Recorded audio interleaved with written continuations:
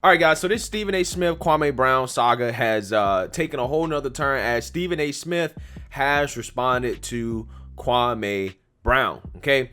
And Kwame Brown has been going off on Stephen A. Smith because Stephen A. Smith has basically built a career off of tearing down Kwame Brown. And in my past videos, I've showed Stephen A. Smith highlights of him unnecessarily talking down to Kwame Brown, who at times was a very, very young man in the league, trying to make a way for himself, trying to feed his family, trying to, basically make as much money as he can and navigate life, right? And instead of giving Kwame Brown constructive criticism, all Stephen A did was talk down to him when he was a young man at the time.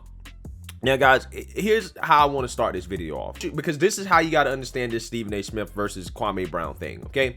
In this world, you have two-dimensional thinkers and you have three-dimensional thinkers, okay? A two-dimensional object, right, is an object that's flat, right? Like a triangle is a two-dimensional object. But a three-dimensional object is an object like a pyramid, okay? And when you compare a triangle to a pyramid, you can see different perspectives, right? You have a more broader look in terms of what you're actually looking at. And that's the same thing when it comes to thinking. Stephen A. Smith is a two-dimensional thinker, okay, with the ability to sometimes think three-dimensionally, but he doesn't do that too often, or at the very least, he's lost the ability to, because the woke revolutionaries and his handlers at ESPN won't allow him to do that. Okay, Kwame Brown, on the other hand, is a three-dimensional thinker. And the reason why I know that Kwame Brown's a three-dimensional thinker is because of his comments regarding politics and race. Okay, typically, you see the woke revolutionaries talk about race from a two-dimensional perspective. It's, oh, white man bad, white man this, white man that. And Kwame Brown comes out and he says, well, if the white man is so bad, why are you begging for their acceptance? And to me, that is a three-dimensional way of thinking. And that showed to me that Kwame Brown is thinking on a whole different level. And Stephen A. Smith, whom, like I said before, has the ability to think three-dimensionally, or at least he showed that back in the past. Like, for example, when he talked about how, black people, at least one election, we should just all vote Republican. And a lot of people got mad at him because of this, but Stephen A. was thinking three-dimensionally, right? He was seeing the whole political battlefield from a different perspective, a broader perspective, because what happens is that if black people all decide to vote Republican just one election, regardless of the policies, what that would show to the Democrats is that the black vote is not guaranteed and that the Democrats will actually have to care about black people. Now, I'm not saying that either party really cares about black people, to be quite honest with you. But the Republicans don't particularly think that they can win the black vote. That's why they don't really try. And Democrats think that the black vote is guaranteed. That's why they don't really try. And that's why they don't do anything. The whole purpose of all black people voting Republican is not to get anything out of it from a policy perspective. It's just for the politicians to actually give a damn, right? You got to have them give a damn, one, about the vote before you actually start asking for anything. And that's what Malcolm X was talking about when he talked about not voting like a chump. He was thinking three-dimensionally about how you play politics, okay? And Stephen A. Smith also was thinking three-dimensionally when he was talking about Colin Kaepernick. But again, like that situation, and like when he made a comment about black people voting Republican, the woke revolutionaries, who are two-dimensional thinkers, didn't get it. And they lashed out against Stephen A. Smith. And Stephen A. Smith cares about what they think. He cares about being a pawn for ESPN, okay? And that's why he stopped thinking that way, okay? He stopped saying those type of comments. That's why he has to be extra woke now, okay? Because he cares more about his job at ESPN and his perception among those on the left than he actually cares about being independent, okay? And there's nothing worse than an independent thinking man to the left, because at the end of the day, guys, I mean, if Stephen A. Smith was actually smart, right, and he was using his three-dimensional mind, he would understand that he's an entertainer first. He's not really even an analyst. And that he's keeping ESPN afloat basically by himself. And if he was smart, he would just start his own platform, be able to control his own content and do the things that he wants to do. But he doesn't want to do that because, he likes collecting the check. Okay, he likes being in corporate America. But anyways, I wanted to lay that out to you guys because that's the way you got to think about this stuff when you're examining these type of situations, okay? So before I get into Stephen A. Smith's response to Kwame Brown, which I'm not going to play Stephen A.'s response because probably copyright stuff. Well, I will play a clip of Kwame Brown basically discussing his beef with Stephen A. Smith. Take a look. All you want to do is talk about a man's basketball game. More than life than basketball. I'm a geek. I was working on getting my mama a house with some land on it. You talking about punk? And then when I realized there was a machine like you up against me, how the can a 17, 18-year-old kid talk against a GM that didn't want them there, that they fighting upstairs at each other, and they got loudmouth bitches like you that they hire to do all the talking, and you over-talk the analysts and the people that deserve to talk. Because on your first day, you targeted me. Your first audition, you targeted me. And I wonder why so many people like the ratings of you disrespecting and talking about a black man that way. Because as much as I want to just give the credit to Stephen A., all of America knew how old I was. Nobody said that this is wrong. Now that I'm speaking out, everybody telling me, oh, he's going too far. He's a busted, but he's doing too much. You didn't think that was going too far? To turn a young teenager's gifts into a curse? You don't think it was going too far? That every time I go on TV or do anything, you saying busted, busted, bust? When I'm trying to create marketing deals, when I'm trying to get revenue outside of the court, and they hear the way you talk about me, and you still think you ain't doxing black men? Us black men that's on these YouTubes, we about to start controlling the media. That's what you're afraid of, ain't it? Because you don't deserve the right to talk, Stephen A. How can somebody who did not play the game can create a name that move around the world so monumental like Buzz? Okay, so Stephen A. Smith responded to Kwame Brown, and he responded to Kwame Brown in probably the lamest way I've ever seen in my life. Okay, first of all, he starts the response by playing a highlight reel of Kwame Brown's bloopers on a basketball court. Basically, bad Kwame Brown highlights. And again, this to me shows that, again, Stephen A. Smith is thinking about this situation from a two-dimensional perspective. Everybody knows that Kwame Brown was not that great at basketball relative to those in the NBA. Everybody knows that. So Stephen A. Smith coming out and saying that just shows you how he's not even really thinking about the situation from the right perspective. Okay? He's not. And then he goes on to talk about, well, it's just about basketball. It ain't nothing personal. Don't be mad. You shouldn't be mad. You know, blah, blah, blah, because people talking about, and it's like, again, you're not thinking about this from the correct perspective. Stephen A. Smith seems to lack understanding that what Kwame Brown's beef is that while Kwame Brown was a young player in the league, you made money taking money out of his mouth when he was trying to get endorsement deals, when he was trying to feed his family, when he was trying to take care of himself. Okay, Kwame Brown, I understand. I mean, he's a three-dimensional thinker, but he's a simple guy. He's a country boy from South Carolina. He just want to ride his tractor, take care of his businesses, and, you know, feed his family. Okay, but Stephen A. Smith was actively getting in the way of that because he was going above and beyond in regards to trying to bring down Kwame Brown. And again, this probably was costing Kwame Brown a lot of money. And not only that, it was probably making it harder for him to actually succeed in the NBA, to be successful. Stephen A. Smith never had any constructive criticism to give to Kwame Brown.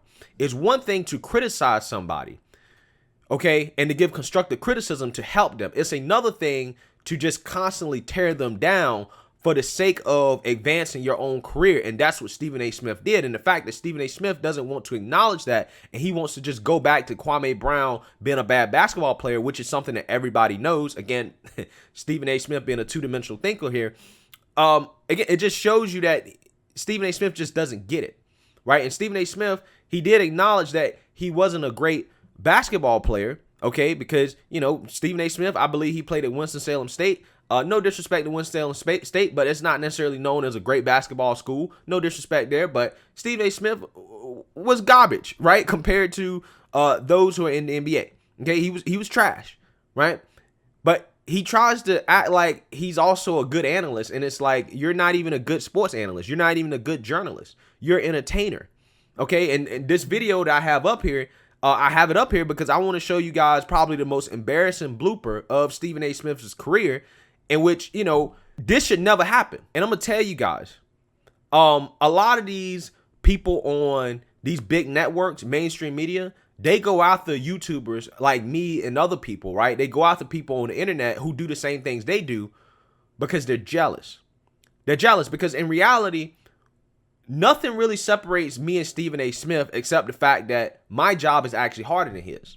Okay, I have to edit my own videos, write my own scripts, even though I don't really use a script. I have to upload my own videos. I have to write my own descriptions.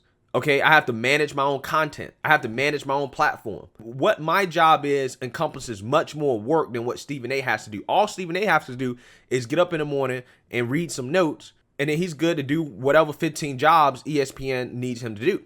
Okay, that's all he really has to do. And that's why a lot of these people in mainstream media, that's why they go so hard. They want to deplatform and to censor people on alternative media channels because they're jealous. Because we can build up a following and a fan base of people that watch us and respect our opinions without needing a big network. So we can do the same things they do and have a lot harder job and honestly be more successful considering that we have less resources.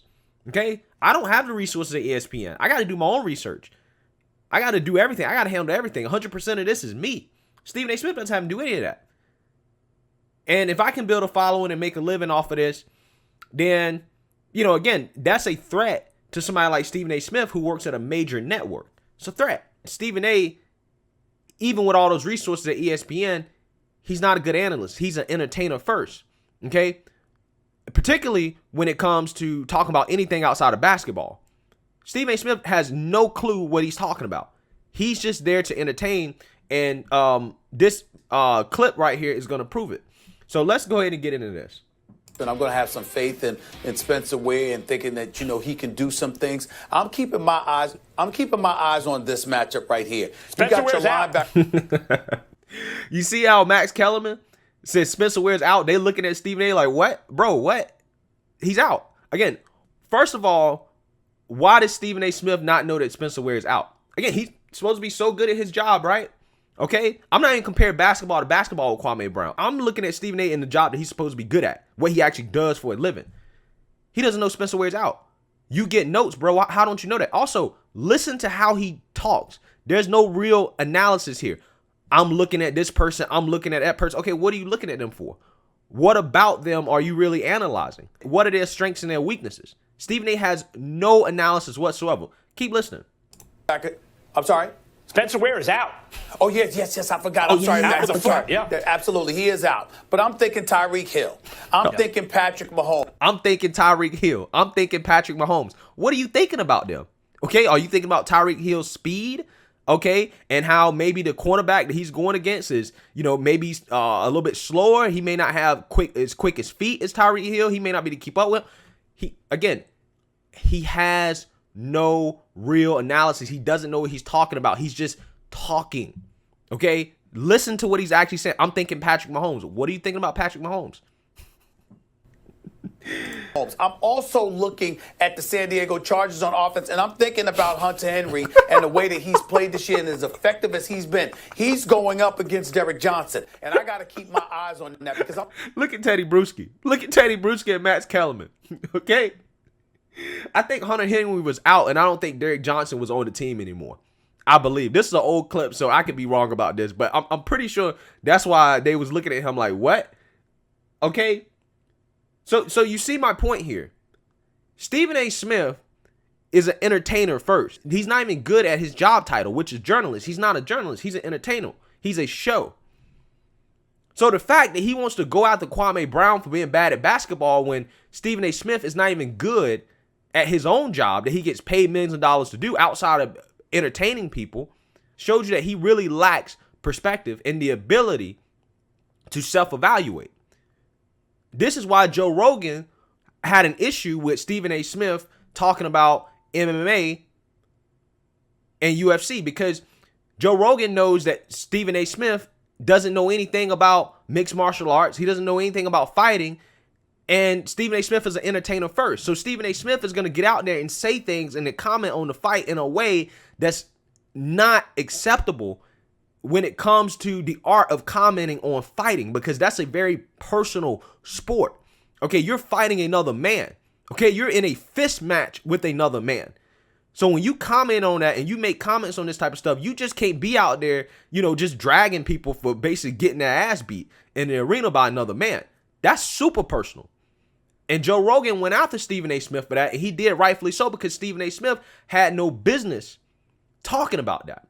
And again, Stephen A. Smith is an entertainer first. This is why ESPN wants to have him commentate on everything, including hockey, baseball, football, everything except the NBA, which is the only thing that he actually knows about.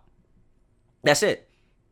And for all these people who wanted to talk about Kwame Brown's basketball skills, again, none of these people are good at their own jobs, or they weren't even that good of basketball players themselves. Okay, like Steven Jackson. Steven Jackson wasn't that great.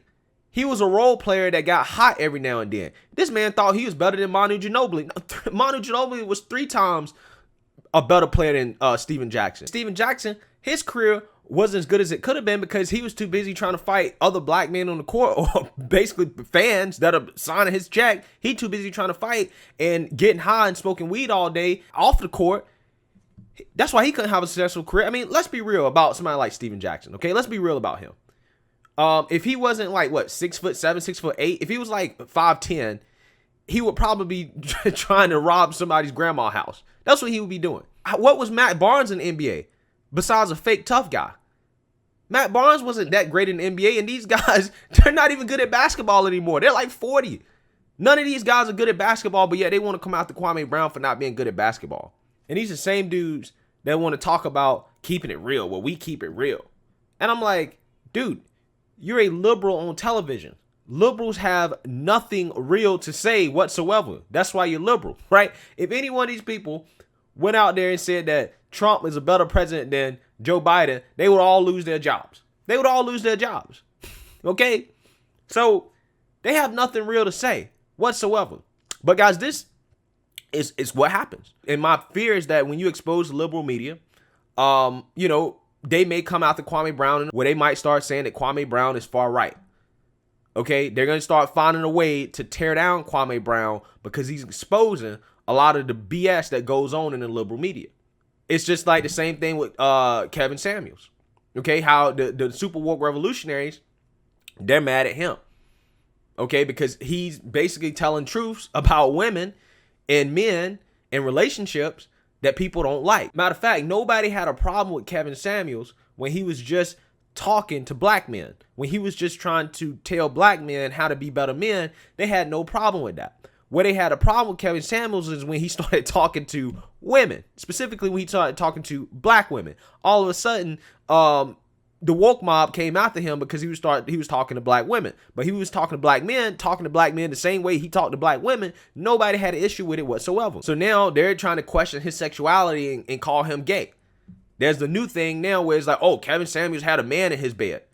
Well, you guys you just want to believe he's gay. So you're going to find any excuse to try to say the man is gay. And his sexuality doesn't matter when it comes to the things he's saying, whether he's a gay man or not. One, that doesn't really matter to me. I don't care. But is what he's saying true? If what he's saying is true, why does the sexuality matter? These are coming from the same people that are supposed to be so woke and so liberal and supposed to be so accepting of LGBTQ. But they're not accepting of somebody that may or may not be LGBTQ. I don't think he actually is gay at all. I think he's straight. But all of a sudden, they're using that to attack him when I thought they were supposed to be on board with it.